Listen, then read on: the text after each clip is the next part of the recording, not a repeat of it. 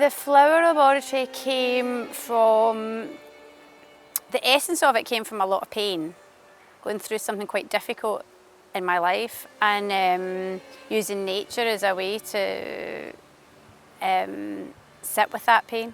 I think that's a really good way to heal, through nature, and we don't really get taught that.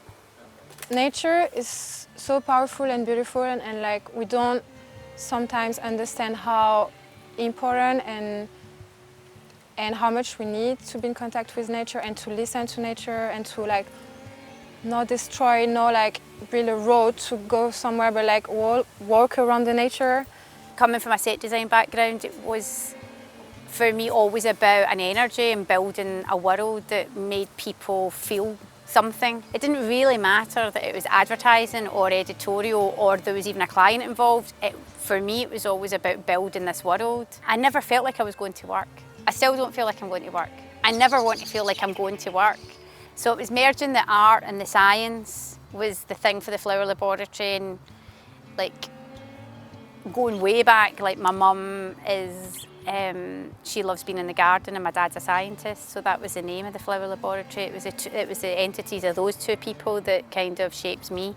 My dad used to take us with my mom in the middle of the cherry trees, and he was putting us, so me and my brother and sisters, at the top of his car, and he was driving super slowly, and we were at the top of the car, and I remember seeing all these cherries and like the leaves coming to my face, and we were like playing and trying to grab as many cherries as possible and just like eating them and feeling this power and this like me being a kid like 5, 6, 7 years old and being at the top of the car in the middle of the trees, and that's I think my very first memory of feeling emotion with nature. We did a commercial project for an advertising campaign for a fashion shoot, and we had to get lots of plants and flowers to build a botanical world sort of set. And afterwards, the client said that we could have them.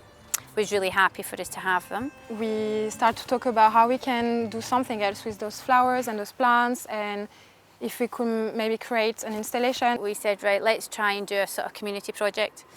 And we took them into our local wood, and there was a structure that was already there, like a sort of wigwam. The way we decided to do an installation was quite like organic and genuine. We were not like, okay, we're gonna do this and that. It was like, okay, let's just go to the wood. And the idea was that people would walk by, because they were bright pink, that they would walk by and see this kind of sort of pink wigwam and engage with it. We saw in the forum for that wood that kids were taking photographs in front of it, and dog walkers were taking photographs of their dog in front of it. We got in touch with Where the Leaves Fall magazine, and yeah, we ended up having our story in the magazine. And so we decided to take some photographs, and those photographs got published in Where the Leaves Fall magazine, and actually Selene was a beautiful front cover. And then what happened afterwards, we did get in touch with a homeless charity. We said, would they be of any use to you? And they said, oh God, we'd love them, bring them down.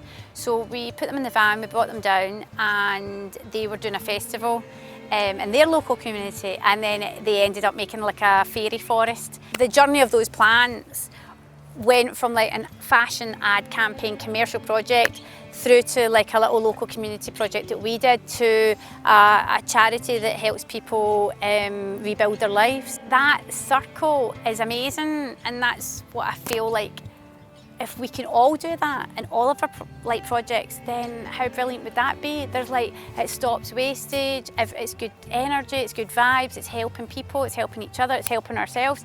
It's like, it's just win, win, win, win. When I say be careful what you give your energy to, it's because I try and conserve my own energy and the flower laboratory's energy to give our energy to the projects that we feel will contribute to the world.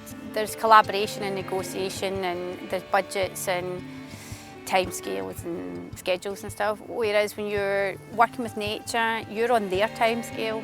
The ego is taken out of it when you work, because it's a conversation. Working with nature is a conversation. Yeah, I would say it's so important to sit down sometimes and take off the shoes and feel the grass on the feet, connect with the soil, and those moments are really important for me. For the flower laboratory, It's like making the world more beautiful and highlighting the things that are already beautiful, and the places that aren't beautiful, making them beautiful, and growing flowers and plants and connecting with people. We all have ups and downs in life, and some of us get a really raw end of the deal, but one thing that's available to all of us, and it's free, is nature. It's a constant, you know, it's the one thing that we can rely on.